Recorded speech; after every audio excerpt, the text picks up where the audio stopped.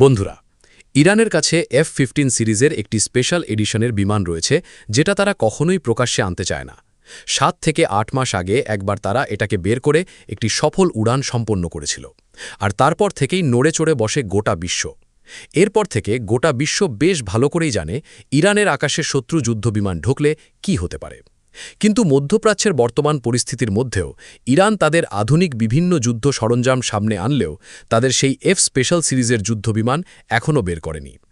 এই বিমান দেখার পর থেকেই সবচেয়ে বেশি সংবাদ সম্মেলন করেছে ইসরায়েল। তাহলে কি আছে এই বিমানে, আর কেন ইরান এটাকে এত গোপনে রাখে? সাধারণত এফ সিরিজের যুদ্ধবিমানগুলো অনেক পুরাতন মডেলের হয়ে থাকে।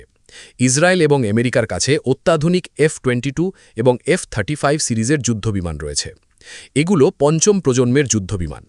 এগুলোর সামনে দাঁড়ানোর মতো যুদ্ধবিমান হাতে গোনা কয়েকটি দেশের কাছেই রয়েছে। যেমন চীনের কাছে রয়েছে অত্যাধুনিক চেংদু J-20 সিরিজের যুদ্ধবিমান।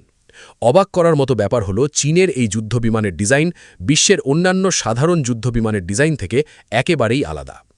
রাশিয়ার কাছে আছে অত্যাধুনিক Su-57 সিরিজের যুদ্ধবিমান, যাকে আকাশের বাজ পাখি বলা হয়।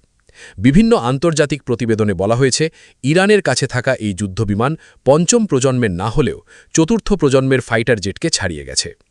ইরানের বিভিন্ন প্রতিবেদনে এই যুদ্ধবিমানকে পানাভিয়া জেট নামে উল্লেখ করা হয়েছে। এই যুদ্ধবিমানে 2টি টার্বোশ্যাফট ইঞ্জিন ব্যবহার করা হয়েছে। এ কারণে এটি অবিশ্বাস্য দ্রুত গতিতে উঠতে পারে। এর গতি ঘণ্টায় প্রায় 2700 কিলোমিটার, যা শব্দের গতির প্রায় 2.5 গুণ। ধারণা করা হচ্ছে ইরান তাদের পুরাতন সিরিজের যুদ্ধবিমানকে মডিফাই করে আধুনিক সকল সিস্টেমের সাথে যুক্ত করেছে। বিভিন্ন প্রতিবেদনে বলা হয়েছে এটি প্রায় 13 টন মিসাইল ও গাইডেড বোমা বহন করতে পারে। ইরান এই বিমানকে এমনভাবে তৈরি করেছে যা প্রতি মিনিটে প্রায় 5000 ফুট উঁচুতে উঠতে সক্ষম। সেকেন্ড হিসেবে হিসাব করলে এটি প্রতি সেকেন্ডে প্রায় 250 মিটার উঁচুতে উঠতে পারে।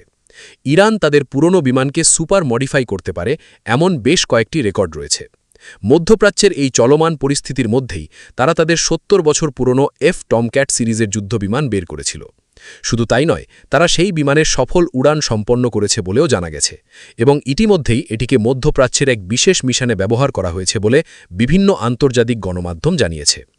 এই বিমানে ব্যবহার করা হয়েছে SR রাডার সিস্টেম এবং C3 টার্গেট লকিং সিস্টেম। এটি একসাথে 16টি টার্গেট ট্র্যাক করতে পারে এবং একসাথে 5টি টার্গেটে আক্রমণ চালাতে সক্ষম। বিভিন্ন প্রতিবেদনে আরও বলা হয়েছে এটি ইরানের নিজস্ব স্যাটেলাইট ব্যবহার করে চলে।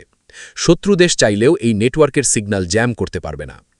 আরও বলা হয়েছে এই যুদ্ধবিমানের ইঞ্জিন রাশিয়া থেকে আসতে পারে, কারণ রাশিয়া বিশ্বের অন্যতম উন্নত মিসাইল ও রকেট ইঞ্জিন নির্মাতা দেশ।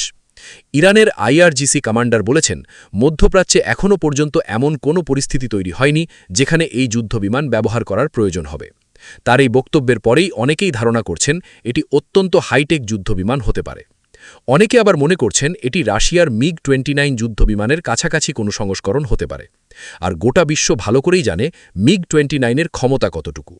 MiG-29-কে বলা হয় ডগ ফাইটের রাজা, অর্থাৎ এটি শত্রু যুদ্ধবিমানের সাথে সামনাসামনি লড়াই করার জন্য একেবারেই পারদর্শী। এটি খুব অল্প জায়গায় ঘুরে শত্রুকে লাগাতার আক্রমণ করতে পারে। তবে ইরান দাবি করছে তাদের তৈরি এই যুদ্ধবিমান পুরোপুরি নিজস্ব প্রযুক্তিতে নির্মিত।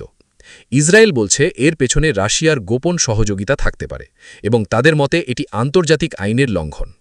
অনেক বিশেষজ্ঞ মনে করছেন ইরান তাদের পুরাতন প্রযুক্তিকে আধুনিকভাবে মডিফাই করেছে। যেহেতু চীন এবং রাশিয়া ইরানের ঘনিষ্ঠ মিত্র, তাই অনেকেই ধারণা করছেন এই আধুনিক প্রযুক্তি ইরান তাদের কাছ থেকেই পেয়েছে।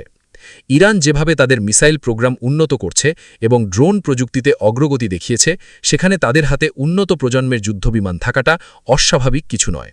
হয়তো ভবিষ্যতে ইরান এক এক করে এসব প্রযুক্তি বিশ্বের সামনে তুলে ধরবে।